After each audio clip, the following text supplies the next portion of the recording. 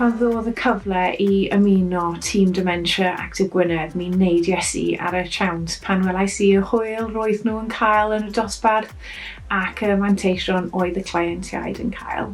Rydw i'n helpu pobl sydd wedi cael ei effeithio gan dementia trwy'r ymarfer corff a cael hwyl.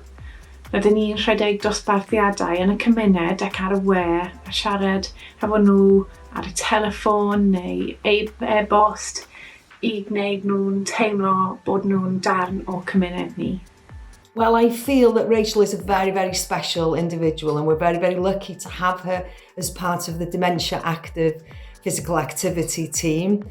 But I particularly wanted to nominate her because I know that she's really put in a massive effort to learn Welsh and has been prepared to have a go teaching classes in Welsh and in English. So really, really proud of her for that.